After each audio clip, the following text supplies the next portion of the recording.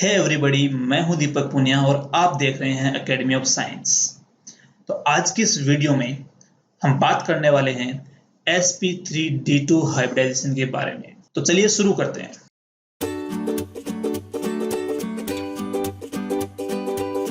sp3d2 hybridisation में एक s orbital involve होता है। 3 p में से एक px होगा, एक py होगा, एक pz होगा और 2 d में से एक dz स्क्वायर होता है, एक dx स्क्वायर y स्क्वायर होता है। आप जानते हैं कि जो s है वो तो स्फेरिकल शेप का होता है, ठीक है, स्फेरिकली सिमेट्रिकल होता है। px, py और pz ये तीनों के तीनों x, y and z axis के अलोंग ओरिएंटेड होते हैं। तो देखिए px कुछ इस तरीके से बन जाएगा। तो अपनी जो ये वाली एक्सिस है इसको मैं मान रहा हूँ x axis, this is py, इस वर्टिकल को मैं मान रहा हूँ y axis and this is pz और ये जो अपनी बन जाएगी z एक्सिस जो इस आपकी कंप्यूटर स्क्रीन के परपेंडिकुलर है, ठीक है।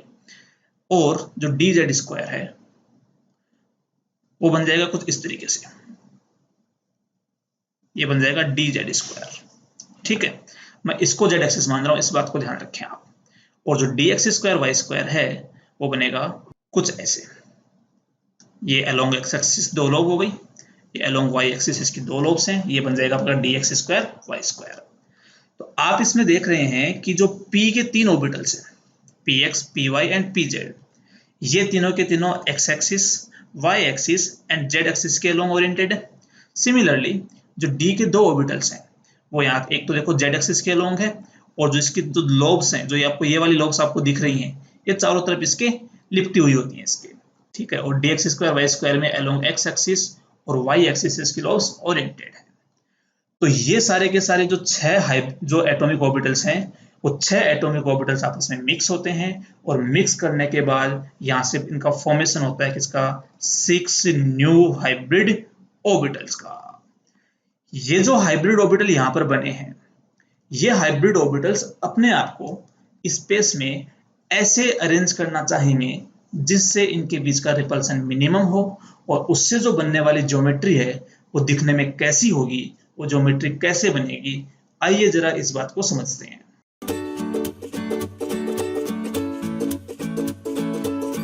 तो बनने वाले नए 6 sp3d2 हाइब्रिड ऑर्बिटल इस टाइप की ज्योमेट्री में खुद को अरेंज करते हैं।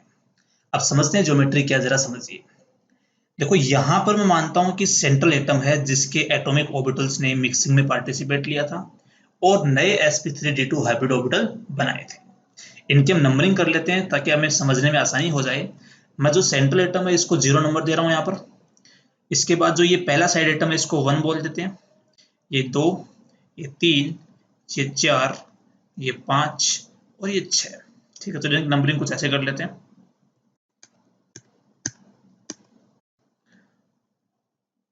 ये 4, ये 5 और ये 6। अब इस ज्योमेट्री का नाम क्या है, जो ज्योमेट्री बनी है इस ज्योमेट्री का नाम क्या है, सबसे पहले हमें वो जानना है। तो आप एक चीज नोटिस करना कि जो यहाँ पर 6 नंबर पॉइंट बने बनाया, 6 पर जो एटम होगा, जब उसमें 6 नंबर एटम को कनेक्ट कर दूं किससे, 1 से कनेक्ट कर देता हूं और इसी 6 को जब मैं कनेक्ट कर देता हूं यहाँ पर किससे, 4 से, जब आप इसी 6 को कनेक्ट करोगे किससे, 2 से, और इसी 6 नंबर को कनेक्ट करोगे किससे, 3 से। तो जरा समझिए यहाँ पर आप एक चीज नोटिस करना कि 1, 2, 3 एंड 4 ये चारों के चारों मिलकर यहां पर बना रहे हैं एक स्क्वायर, ठीक है, स्क्वायर बन रहा है। और जो 5 और 6 को जो मिलाने वाली लाइन है, ये लाइन आप देख रहे हैं कि ये परपेंडिकुलर है किसके, उस स्क्वायर वाले प्लेन के, जो स्क्वायर प्लेन बना रहा है ना, जो 1, 2, 3, 4 उसके लाइन परपेंडिकुलर है। तो जब आप 6 को कनेक्ट करेंगे 1 से और 2 से, तो आपको नजर आ रहा है कि एक 6, 1, 2 नाम से ट्राइंगल बन रहा है यहाँ पर। देखिए कौन सा, 6, 1, 2, एक ट्राइंगल बन रहा है। ऐसे ही जब आप 6 को कनेक्ट करेंगे किससे, 2 एंड 3 से, तो एक यहाँ पर ट्राइंगल बन रहा है 6, 2, 3। ऐसे आप ध्यान से देखेंगे ऊपर की तरफ ट्राइंगल बनेगा 6, 3, 4। मैं जो जो पॉइंट्स बोल रहा हूँ उनको इस डायग्राम में देखते जाइए और एक ट्राइंगल और बन जाएगा यहाँ पर 6, 1, 4। तो आप देख रहे हैं कि जब आपने 6 नंबर पॉइंट को जो 6 नंबर पॉइंट था, उस पॉइंट को जब आपने इस स्क्वायर के चारों कॉर्नर से मिलाया तो ऊपर की तरफ, इस स्क्वायर के ऊपर की तरफ आपको 4 ट्राइंगुलर फेस बनते नजर आ रहे हैं, जिनकी शेप कैसी है, ट्राइंगुलर फेस, ये आपको ऊपर की तरफ नजर आ रहे हैं। सिमिलरली जब आप जो इस 5 नंबर एटम को जो नीचे की तरफ है, जब आप इसको कनेक्ट करेंगे 4 से, जब आप इसको कनेक्ट करेंगे किससे, 3 से, जब आप इसको कनेक्ट करेंगे किससे, 1 से, और जब आप इसको कनेक्ट करेंगे किससे, 2 से, तो जिस तरीके से 6 को चारों पॉइंट से कनेक्ट करने पर ऊपर की तरफ 4 ट्राइंगुलर फेस बने थे, सिमिलरली जब आप 5 को कनेक्ट करेंगे तो इससे नीचे की तरफ 4 ट्राइंगुलर फेस बनेंगे, और वो कौन कौन से हैं, ट्राइंगल नंबर 1 5 1 2, ट्राइंगल 5 2 3। मैं जो पॉइंट्स बोल रहा हूं उनको इसमें मैच करते जाइए, आपको समझ में आ जाएगा। And last is triangular 5 1 4। तो यहां से 4 ट्राइंगुलर फेस बन रहे हैं किसके, उस प्लेन के नीचे की तरफ, तो मैं इसको बोल दूंगा बिलो प्लेन। तो इस तरीके से आप देख रहे हैं कि यहां पर टोटल 8 ट्राइंगुलर फेस बन रहे हैं। 4 कहां पर हैं, ऊपर की तरफ, और 4 कहां हैं, नीचे की तरफ। तो टोटल क्या बन जाएंगे यहाँ पर बन जाएंगे total 8 triangular face. 8 triangular face होने की वजह से ही इस ज्योमेट्री का नाम होता है ऑक्टाहेड्रल ज्योमेट्री। ऑक्टाहेड्रल ज्योमेट्री, जहां पर ऑक्टाहेड्रल का मतलब ऑक्ट प्लस हेड्रल, तो ऑक्ट का मतलब कितना होगा यहाँ पर 8, और हेड्रल मतलब उसमें 8 ट्राइंगुलर फेस वहां पे मौजूद है। तो इस तरीके से जो sp3d2 से बनने वाली जो हाइब्रिड ऑर्बिटल हैं वो अपने आप को इस तरीके से अरेंज करते हैं जिससे उनके बीच का रिपल्सन मिनिमम हो, और उस ज्योमेट्री का नाम होता है ऑक्टाहेड्रल ज्योमेट्री। उम्मीद करता हूं दोस्तों आपको ये वाली ज्योमेट्री समझ में आ गई होगी कि क्यों इस ज्योमेट्री को हम ऑक्टाहेड्रल बोलते हैं। क्लियर है यहां तक? नेक्स्ट पॉइंट समझिए।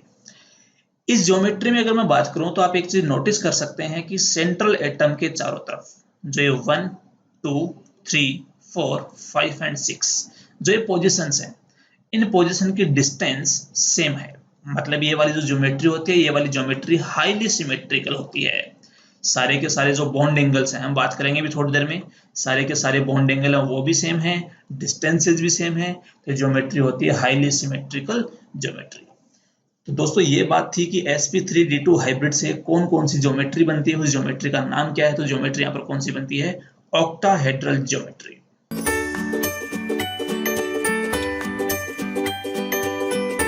अब बात करते हैं इस ऑक्टाहेड्रल ज्योमेट्री में बॉन्ड एंगल्स की। तो वही फिर से नंबरिंग कर लेते हैं इसको। ये जो सेंटर में, इसको फिर से मैं 0 नंबर बोल रहा हूँ। ये जो आपको स्क्वायर नजर आ रहा है स्क्रीन के प्लेन में, इसको हम 1 2 3 4 बोल देते हैं, और स्क्रीन के परपेंडिकुलर यहाँ पर साइड नंबर 6 है और यहाँ पर साइड नंबर 5 है। तो चलिए बात करते हैं बॉन्ड एंगल्स की। तो मैं सबसे पहले उन बॉन्ड एंगल्स की बात कर रहा हूं जो इस स्क्रीन के प्लेन में है। जिस लैपटॉप, कंप्यूटर या फोन की स्क्रीन पे आप ये देख रहे हैं, उसकी स्क्रीन का जो प्लेन है, उस प्लेन में कौन कौन से बॉन्ड एंगल्स हम उनकी बात कर रहे हैं। तो आप देख रहे हैं कि यहाँ पर इनके बीच में एक 90 का एंगल बना हुआ है, एक 90 का एंगल इनके बीच में है, एक 90 का एंगल इनके बीच में है, और एक 90 का एंगल इनके बीच में है। तो आपको यहाँ पर 4 रेक्टेंगल्स दिखाई दे रहे होंगे जो इस प्लेन में है। क्लियर है यहाँ तक? साथ ही साथ 204, आपको जो 204 वाला एंगल है आपको दिखाई दे रहा होगा, 180 का एंगल है। पूरा जो एंगल है कितने का है, 180 का। और ऐसे ही जो 103 वाला एंगल है वो भी 180 का है। तो आपको इस प्लेन में 2 180 डिग्री के एंगल भी दिखाई दे रहे हैं। क्लियर है यहां तक? अब जरा इसको ध्यान से समझिए। जो 6 नंबर एटम है, ये 6 नंबर और ये जो 5 नंबर वाली लाइन है, ये इस प्लेन के परपेंडिकुलर है 1 2 3 4 के। तो पहली बात तो ये हो गई कि ये जो 506 वाला एंगल है, ये वाला एंगल कितने का होगा, ये भी 180 डिग्री का होगा। और मोस्ट इंटरेस्टिंग बात, ये जो 6 नंबर है, ये 6 नंबर 1 2 3 और 4, इन चारों के साथ 90 का एंगल बना रहा है, क्योंकि ये पूरे के पूरे प्लेन के परपेंडिकुलर है। मतलब ये जो एंगल है ये भी 90 है, 6 और 3 वाला एंगल भी 90 है, 6 और 1 का एंगल भी 90 है, 6 और 4 का एंगल भी 90 है। तो आप ऐसे बोलोगे कि जो 490 डिग्री के एंगल हैं वो 6 बना रहा है, किसके साथ, 1 2 3 4 के साथ। ठीक है। सिमिलरली जो नीचे जो 5 नंबर साइट है, वो 5 नंबर साइट भी 90 का एंगल बनाएगी, किसके साथ, 1 2 3 4 के साथ। तो 4 90 के एंगल बन रहे हैं नीचे की तरफ। तो आप यहां पर देख रहे हैं कि इस ज्योमेट्री में टोटल 12 90 डिग्री के एंगल हैं। शायद आपने इतने ज्यादा 90 डिग्री के एंगल किसी भी ज्योमेट्री में नहीं सुने होंगे जो सिमेट्रिक है। हाँ, 90 डिग्री के एंगल 12 भी हो सकते हैं, 12 सीधा हो सकते हैं, बहुत सारी ज्योमेट्रीज में होते हैं, लेकिन जो ऑक्टाहेड्रल जैसी हाईली सिमेट्रिकल ज्योमेट्री हो, ऐसी ज्योमेट्री में ये 90 डिग्री के एंगल हाईएस्ट होते हैं। टोटल 12 यहाँ पर 90 डिग्री के एंगल होते हैं। और बात करूं अगर मैं 180 डिग्री के एंगल्स की, तो 3 इस ज्योमेट्री में 180 डिग्री के एंगल। और आप देख रहे हैं कि ये जो 12 बॉन्ड एंगल्स हैं, ये किसी भी सिमेट्रिक ज्योमेट्री में हाईएस्ट होते हैं। क्लियर है यहाँ तक? तो बात करूं अगर total number of bond angles की, तो ऑक्टाहेड्रल में total number of bond angles कितने होते हैं? 15 होते हैं, जिनको आप 6C2 से भी फाइंड आउट कर सकते हो। अगर आप मैथ्स के स्टूडेंट हैं तो आप जानते हैं कि हम कॉम्बिनेशन परमुटेशन से इसको पता लगा सकते हैं। तो 6C2 की वैल्यू कितनी आएगी? यहाँ पर 15 आएगी। मैंने 6C2 क्यों अप्लाई किया? क्योंकि सेंट्रल एटम के रेस्पेक्ट में मेरे पास टोटल 6 पोजीशन है, और आपको पता है कि सेंट्रल एटम के रेस्पेक्ट में कोई भी एक एंगल को डिफाइन करने के लिए आपको केवल 2 पोजीशन की जरूरत पड़ती है। तो टोटल पोजीशन कितनी अपने पास? 6। उसमें से हमने कितनी चूज करनी है? हमें 2 चूज करनी है। तो आप 6C2 से भी इसको कैलकुलेट कर सकते हैं। और उन 15 में से 12 तो 90 डिग्री के एंगल्स होते हैं, और 3 उसमें 180 डिग्री के एंगल्स होते हैं।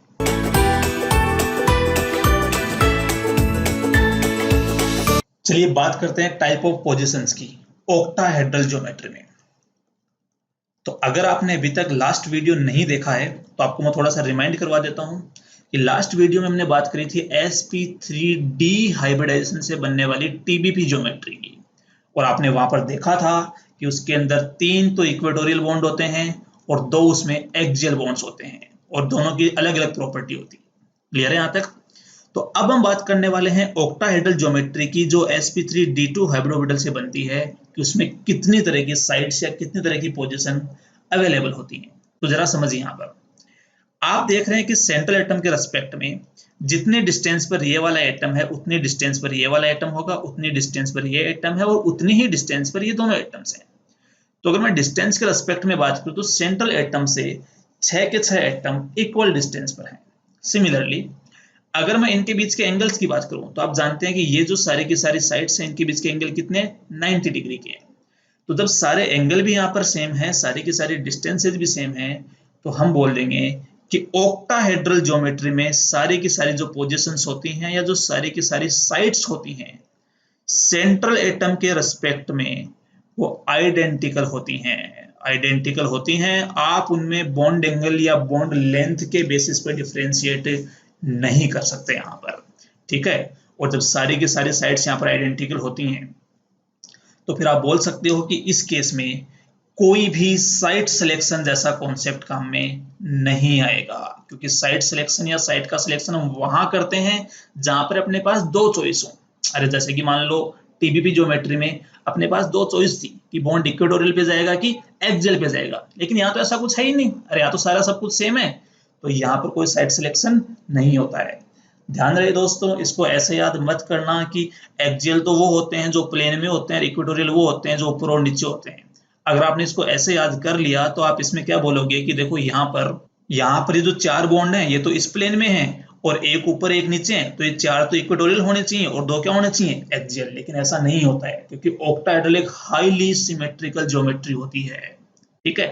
तो मोस्ट इंपोर्टेंट बात यह है कि TBP की तरह है, ऑक्टाहेड्रल में कोई साइड सिलेक्शन नहीं होता, और यहाँ पर सारी की सारी साइड्स या पोजीशन सेंट्रल एटम के रेस्पेक्ट में आइडेंटिकल होती हैं।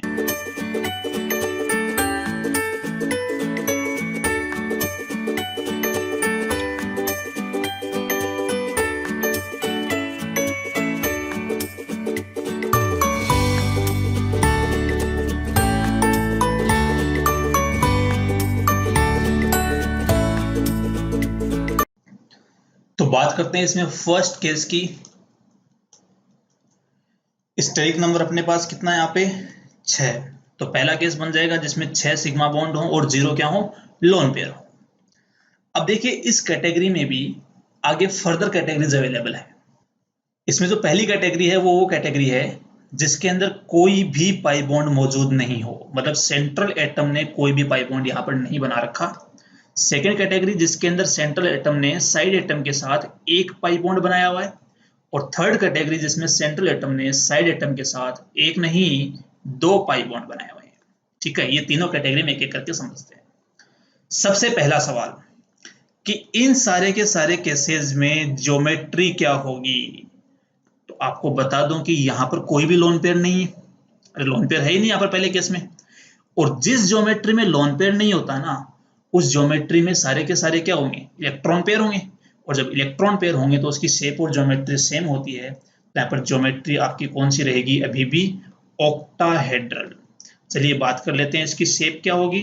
तो शेप भी यहाँ पर ऑक्टाहेड्रल ही रहेगी, क्योंकि इस ज्योमेट्री में क्या नहीं है, लोन पेयर नहीं है। आपको मैं लास्ट वीडियो में पहले ही बता चुका हूं कि ज्योमेट्री देखने के लिए sigma bond plus lone pair दोनों चेक करते हैं, जबकि शेप देखने के लिए केवल और केवल सिग्मा बॉन्ड चेक करते हैं। और इस ज्योमेट्री में तो लोन पेयर नहीं है, मतलब जो इसकी ज्योमेट्री होगी वही क्या होगी, शेप होगी। सवाल ये कि क्या सर ये पाई बॉन्ड जो होता है ना, ये पाई बॉन्ड शेप ज्योमेट्री कुछ नहीं बताता क्या? तो आंसर है नो। ना तो पाई बॉन्ड उसकी ज्योमेट्री को डिफाइन करता है और ना ही पाई बॉन्ड उसकी शेप को बताता है। ज्योमेट्री और शेप को डिफाइन करने में पाई बॉन्ड का कोई रोल नहीं होता है। इसीलिए देखो तीनों केस जो हैं उन तीनों ही केस में ज्योमेट्री क्या होगी, ऑक्टाहेड्रल, शेप की भी क्या होगी, ऑक्टाहेड्रल। लेकिन केस अलग अलग है, किसी में पाई बॉन्ड नहीं है, किसी में एक पाई बॉन्ड और किसी में 2 पाई बॉन्ड है। इनके कुछ एग्जांपल्स हम देखते हैं यहाँ पर। तो जो पहली कैटेगरी है उसका एग्जांपल है SF6। जो सेकंड कैटेगरी है उसका एग्जांपल है अपने पास IOF5, जिसमें हम देखेंगे एक पाई बॉन्ड बनेगा। और जो थर्ड कैटेगरी है उसका एग्जांपल है XeO2F4। आप यहां पर देख रहे हैं कि 6 फ्लोरीन लगे हुए हैं। और फ्लोरीन कैसा एटम होता है, फ्लोरीन होता है मोनोवेलेंट। मोनोवेलेंट का मतलब जो सिंगल बॉन्ड से कनेक्ट होता है। मतलब जहां पर 6 फ्लोरीन है तो डेफिनेटली वहां पर क्या बनेंगे, 6 सिग्मा बॉन्ड बनेंगे। और टोटल स्टेरिक नंबर इन सबका कितना आएगा, 6। अरे भाई जब भी आप स्टेरिक नंबर फॉर्मूले से इनके स्टेरिक नंबर कैलकुलेट करोगे तीनों का कितना आएगा, 6। तो पहले केस में 6 के 6 सिग्मा बॉन्ड है, लोन पेयर यहाँ पर कितना होगा, 0। दूसरे केस में समझना, फ्लोरीन कितने हैं, 5। और 5 फ्लोरीन है, मतलब 5 फ्लोरीन तो सिग्मा बॉन्ड से कनेक्ट होता है, तो 5 तो क्या हो जाएंगे अपने पास, सिग्मा बॉन्ड।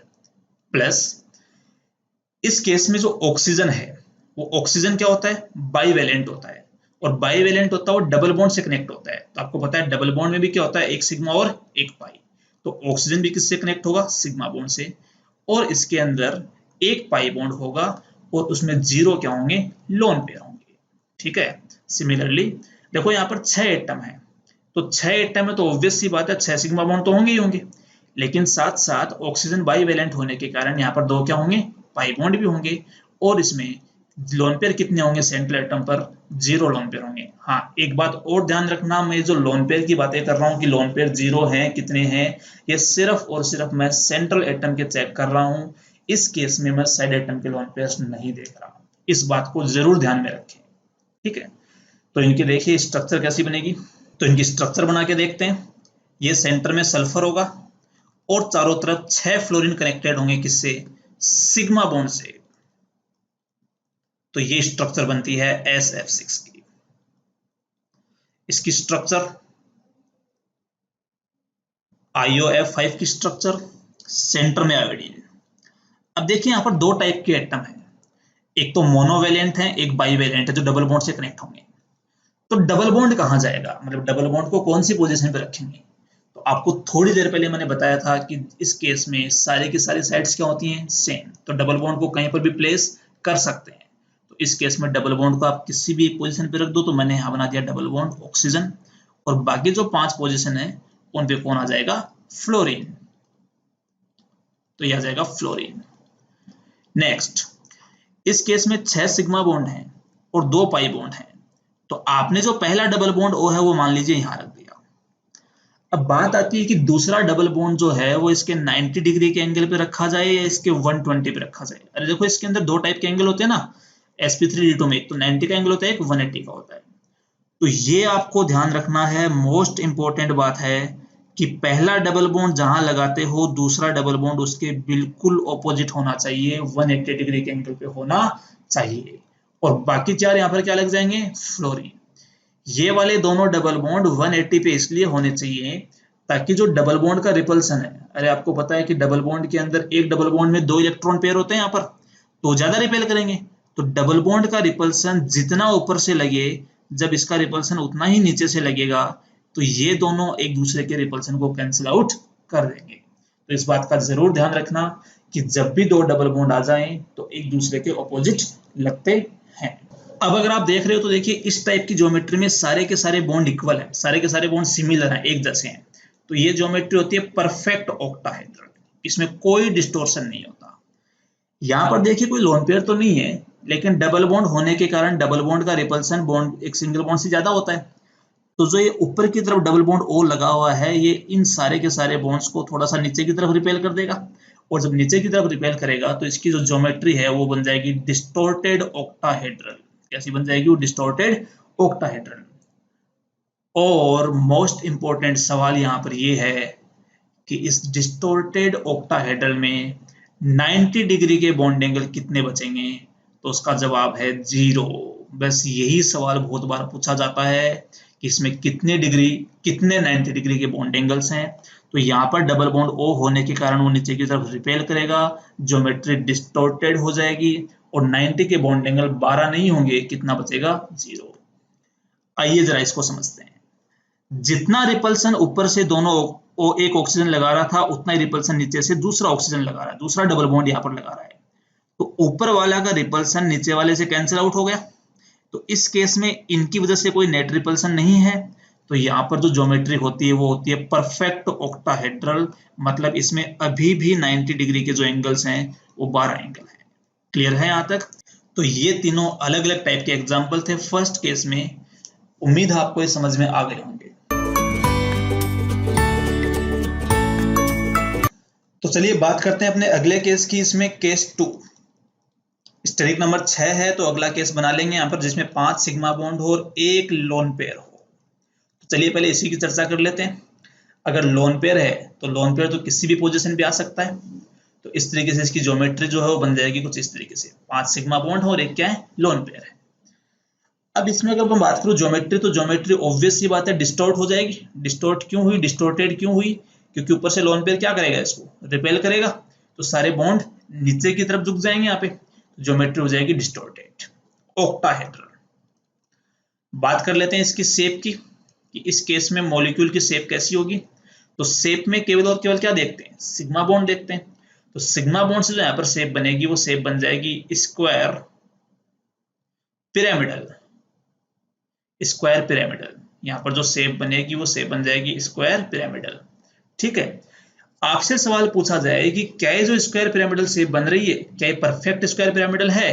तो आंसर है नो। ये वाला स्क्वायर पिरामिडल परफेक्ट नहीं है, क्योंकि ऊपर से जब लोन पेयर रिपेल करेगा तो ये वाले बॉन्ड थोड़े नीचे की तरफ झुक जाएंगे, तो ये जो पिरामिडल बनेगा वो परफेक्ट स्क्वायर पिरामिडल नहीं है। तो आप बोल सकते हो कि ये भी एक टाइप से डिस्टॉर्टेड स्क्वायर पिरामिडल होता है। हालांकि जब एग्जाम में सवाल पूछा जाता है तो स्क्वायर पिरामिडल को सही आंसर मान लिया जाता है वहां पर। तो ये था केस सेकंड, जिसमें ज्योमेट्री डिस्टॉर्टेड ऑक्टाहेड्रल होती है, शेप जो होती है वो होती है स्क्वायर पिरामिडल, या फिर आप इसको डिस्टॉर्टेड स्क्वायर पिरामिडल भी बोल सकते हैं। चलिए देखते हैं इसके क्या क्या एग्जांपल हैं।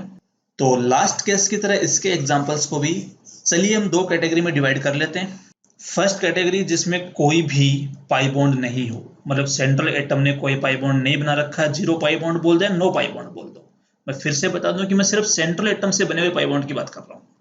और सेकंड केस जिसमें एक पाई बॉन्ड बना हुआ हो, तो इसका जो एग्जांपल होता है वो होता है IF5, और इसका एग्जांपल हम ले लेते हैं यहाँ पर IOF4-। दोनों को समझते हैं। देखिए यहाँ पर 5 फ्लोरीन कनेक्टेड है, तो 5 सिग्मा बॉन्ड होंगे और एक लोन पेयर होगा। देखिए मुझे कैसे पता चला कि यहाँ पर एक लोन पेयर होगा? तो जब आप इसका स्टेरिक नंबर कैलकुलेट करेंगे ना फॉर्मूले से, तो वो 6 आएगा। तो मतलब टोटल इनका 6 होना चाहिए। तो 5 एटम है तो 5 सिग्मा बॉन्ड तो होंगे ही होंगे, और एक क्या बन जाएगा यहाँ पर? Lone pair. सिमिलरली यहाँ पर आपको दिखाई दे रहे हैं कि 5 इसके अंदर क्या है? सिग्मा बॉन्ड, प्लस एक क्या है? लोन पेयर, क्योंकि इसका स्टेरिक नंबर कितना है? 6 है। और आप जानते हैं कि जो ऑक्सीजन है ये डबल बॉन्ड से कनेक्ट होता है, ये बाइवेलेंट है, तो इसमें एक क्या बनाएगा? एक पाई बॉन्ड भी बना लेगा। स्ट्रक्चर बनाते हैं इनकी। तो सेंट्रल में आयोडीन, यहां पर फ्लोरीन लगा हुआ है, ये एक फ्लोरीन, ये फ्लोरीन, ऊपर की तरफ लोन पेयर होगा और एक फ्लोरीन होगा नीचे की तरफ। इसकी स्ट्रक्चर सेंटर में आयोडीन, ये लोन पेयर। उसके बाद में अपने पास दो टाइप के एटम है, चार तो है मोनोवेलेंट फ्लोरीन, एक है बाइवेलेंट ऑक्सीजन। तो हम हमेशा बाइवेलेंट ऑक्सीजन को उस लोन पेयर वाली पोजीशन के 180 डिग्री एंगल पे लगाएंगे। वही सेम रीजन है ताकि इसका जो रिपल्सन है वो रिपल्सन क्या हो सके, मिनिमम हो सके। तो यहां पर लग जाएंगे चार फ्लोरीन यहां पर लग जाएंगे और ये आपस में एक दूसरे के 180 डिग्री एंगल पर आएंगे। अब आप जानते हैं कि इसके अंदर लोन पेयर आ गया तो इसकी जो ज्योमेट्री है वो बन जाएगी डिस्टोर्टेड ऑक्टाहेड्रल ज्योमेट्री, और शेप भी क्या बन जाएगी इसकी, डिस्टोर्टेड स्क्वायर पिरामिडल। और इसके अंदर कोई भी जो बॉन्ड एंगल है वो 90 डिग्री का नहीं होगा, सारे एंगल कितने के होंगे, 0 डिग्री के होंगे, सॉरी 90 से कम के होंगे। सारे के सारे एंगल क्या होंगे, 90 से कम के होंगे, इसमें कोई भी एंगल 90 डिग्री का नहीं होगा। अब बात करूं मैं इसकी, तो देखिए ऊपर से लोन पेयर रिपेल कर रहा है, नीचे से पाई डबल बॉन्ड वो रिपेल कर रहा है, लेकिन क्या लोन पेयर का रिपल्सन डबल बॉन्ड के रिपल्सन के इक्वल होता है, नहीं होता। मतलब क्या ये एक दूसरे को कैंसिल कर पाएंगे, नहीं कर पाएंगे। तो जो इसकी ज्योमेट्री होती है वो भी क्या होती है, डिस्टोर्टेड ऑक्टाहेड्रल ज्योमेट्री होती है। और यहां पर भी कोई भी बॉन्ड एंगल 90 डिग्री का नहीं होगा, 90 डिग्री के टोटल बॉन्ड एंगल कितने होंगे, इसमें 0 होंगे। तो ये था अपना sp3d2 हाइब्रिडाइजेशन का सेकंड केस।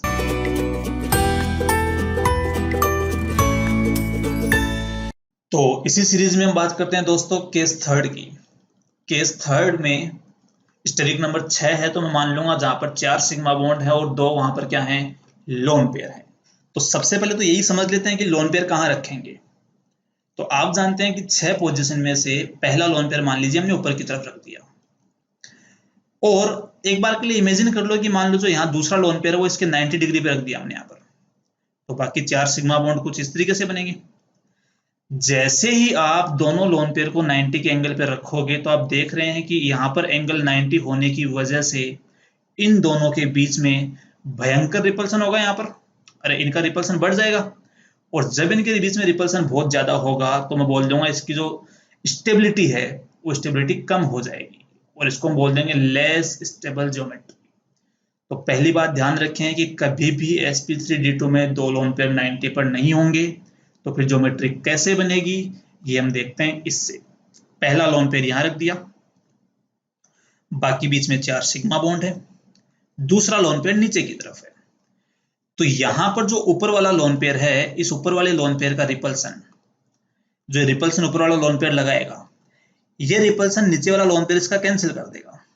तो इस केस में जो नेट रिपल्सन होगा ड्यू टू लोन पेयर की वजह से नेट रिपल्सन कितना हो जाएगा, यहाँ पर 0 हो जाएगा, और ये ज्योमेट्री हो जाएगी एक स्टेबल ज्योमेट्री यहाँ पर बन जाएगी।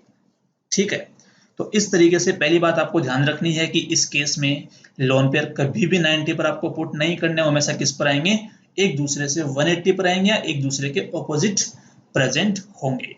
तो कुछ एग्जांपल्स देखते हैं इसके। फर्स्ट एग्जांपल ले लेते हैं हम XeF4, सेकंड बात कर लेते हैं एग्जांपल की ICl4 माइनस, और थर्ड एग्जांपल है इसका BrF4 माइनस।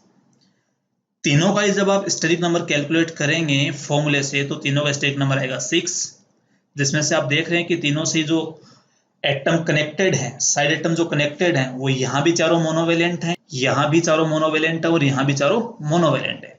तो 4 तो सिग्मा बॉन्ड होंगे, बचे हुए 2 क्या बन जाएंगे, लोन पेयर। तो यहाँ पर 4 सिग्मा बॉन्ड 2 लोन पेयर, और यहाँ भी हो जाएंगे 4 सिग्मा बॉन्ड और 2 लोन पेयर। स्ट्रक्चर बनाते हैं तो एक लोन पेयर ऊपर होगा, सेंटर पे जीनोन, एक लोन पेयर नीचे, और 4 फ्लोरीन इस तरीके से इस प्लेन में जुड़ जाएंगे। सेंटर में आयोडीन है यहाँ पर।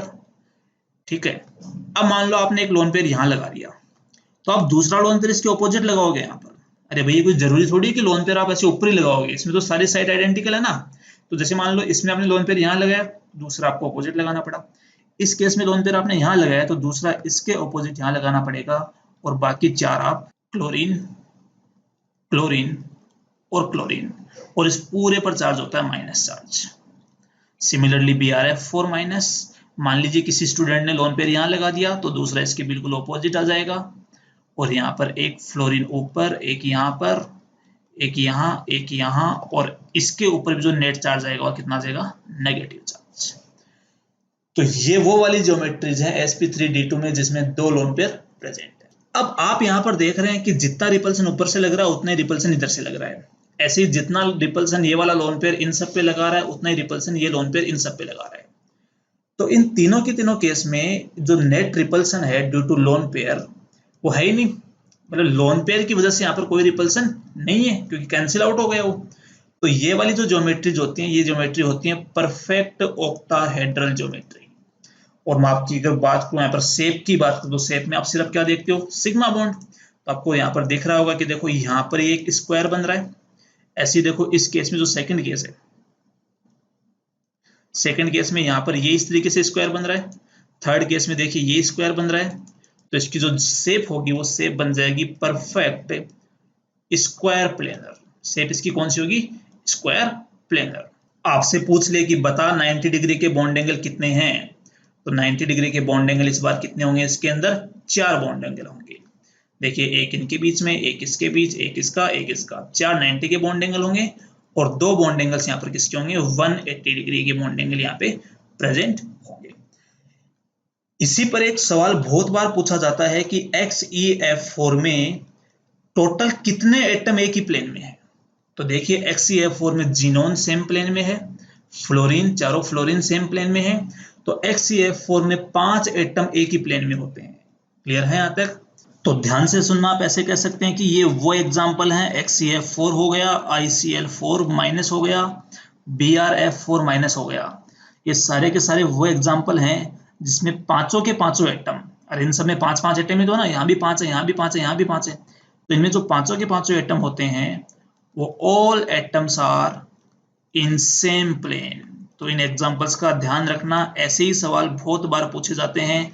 जेई वगैरह में तो इंटीजर में पूछ लेता है कि कितने जो एटम्स हैं वो सेम प्लेन में हैं। तो ध्यान रहे कि जो sp3d2 के ये वाले केस होते हैं जिनमें 4 सिग्मा और 2 लोन पेयर होता है, इसमें पांचों एटम क्या होते हैं, सेम प्लेन में होते हैं। तो दोस्तों अभी हमने पढ़ा sp3d2 हाइब्रिडाइजेशन के बारे में, इसकी ज्योमेट्री क्या होती है, शेप क्या होती है, कौन कौन से ऑर्बिटल्स इन्वॉल्व होते हैं, बॉन्ड एंगल्स क्या होते हैं, कितने टाइप की पोजीशन होती हैं, और sp3d2 से बनने वाली ऑक्टाहेड्रल ज्योमेट्री में टोटल कितने टाइप के पॉसिबल केस हो सकते हैं। पाई बॉन्ड होगा तब क्या करना है, सिग्मा बॉन्ड कितने लेने हैं, लोन पेयर कितना लेना है, ये सारी बातें हम पढ़ चुके हैं। तो आगे के हाइब्रिडाइजेशन हम नेक्स्ट पार्ट में कवर करने वाले हैं। अगर आपको ये वीडियो पसंद आया है तो इसको लाइक करें और कमेंट बॉक्स में कमेंट करके हमें बताएं।